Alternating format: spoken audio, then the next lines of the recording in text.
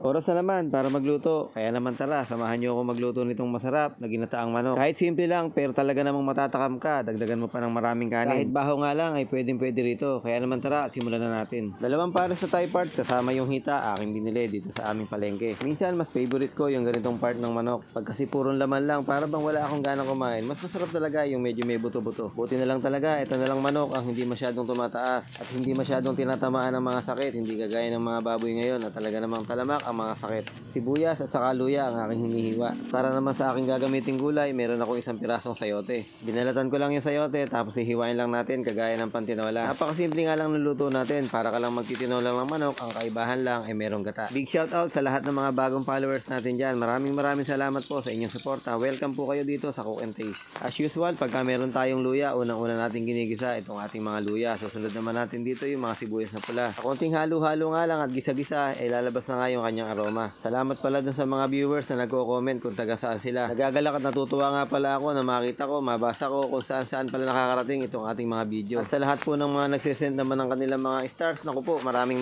salamat po. Sobrang appreciated ko po yan. Doon naman po sa mga gustong magpadala ng produkto at sa mga nakapagpadala na ng produkto at yung mga nagpapadala pa lang, maraming salamat din po. Asahan nyo po na pag natanggap ko yung inyong mga item, makikita at makikita po dito sa ating mga video. At ayun na nga po, pagkatapos nga nating nilagay yung ating mga sibuyas, bawang at luya, nilagay ko na nga lahat ng ating mga manok. At ito na nga, sinasangkotya nga natin. Sa inaman ng manok, konting sangkotya lang, lumalabas na yung kanyang katas. Ngayon naman gagamit lang ako ng asin. Lalagyan ko na lang din ng paminta. Hinay-hinay muna tayo sa patis at baka mamaya ay sumobra na. At yung napili ko po pala, nabibigyan po ng 200 pesos na panload, si Ate Arlene Villapuerte po, paki-message po ako dito sa Cook and Taste. Makalipas ang ilang minuto na ating pagkasangkotya, ito na nga at nilalagay na nga natin yung ating mga sayote. Para nga mabilis lumambot, isabay na nga natin dito sa ating pagsasangkotya. Kung may puno naman kayo ng papaya dyan, mas mabisa yun. Bukod nga sa masarap na, nakalibre ka pa. Pero okay din naman tong mga sayote.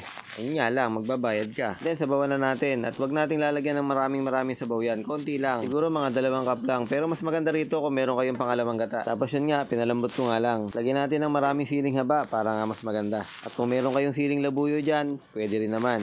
Shoutout pala sa mga taga Bicol dyan. Maraming salamat po sa inyo. Basta nga lutong may gata, siguradong na-inspire sa inyo. Buhos na natin yung kakang gata. Ang gamit ko pala ngayong gata ay yung instant lang. Dahil nga sa medyo nagmamadali ako kanina, hindi na ako nakadaan sa tindahan ng niyog. Medyo matatagalan kasi tayo pagka nagpakayod at nagpapiga pa nga tayo. Okay din naman yung mga nabibiling instant. Kahit papano, talaga namang tunay na gata yung gawa nila. Siguro naman, matatakam ka pag ganito na ang itsura ng pagluluto mo. Dahil yung ganitong part ng pagluluto, para bang nag-aaya na siyang kumain kahit hindi pa tapos. At dahil nga sa malambot na yung ating mga manok, nilagay ko na nga din yung ating mga gulay katulad nga nitong ating malunggay na magbibigay ng maraming nutrients o vitamina sa ating katawan. Ito nga yung halaman na pag itinanim mo, bibigyan ka ng maraming pakinabang. Pag gusto mo magluto ng bunga nito, magpakbit ka lang, okay na. Medyo lumalabas na yung mantika, kaya nga titingnan ko na. Sa pagkakatingin ko okay na at wala na akong dapat i-adjust pa. Kaya naman sumandok na ako para nga ito nga at umpisahan ko na. Dahil nga sa punto na to, 12:00 na ng tanghali hindi pa ako tapos magluto. Tara, kain!